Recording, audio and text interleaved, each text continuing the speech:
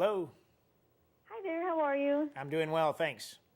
Thanks so much, Dr. Spigel. I appreciate it. So lung cancer affects a staggering number of Americans. How many exactly, and what are survival rates? It's a lot of people, unfortunately. It's over 200,000 people this year alone that will find out they have lung cancer, men and women.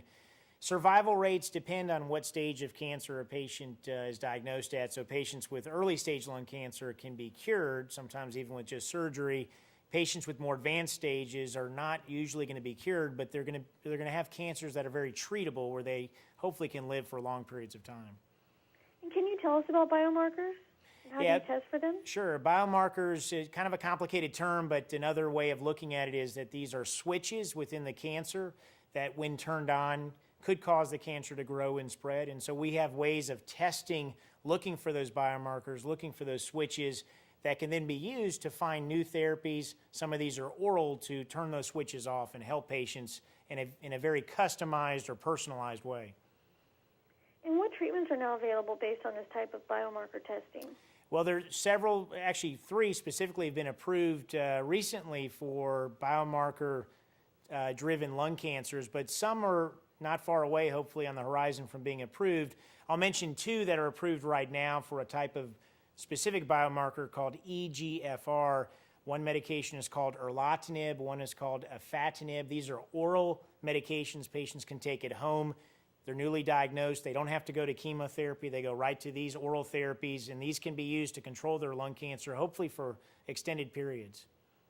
And who should undergo biomarker testing? I think it's really here now for everybody. It's certainly standard as part of lung cancer care. Right now, our guidelines steer us in the direction of testing certain types of lung cancer, doing this biomarker testing in certain types of lung cancer. I think it's a conversation you should have with your doctor to talk about whether testing is appropriate for you. But we're not far from a time when lung cancer, period, is all you need to have this testing done.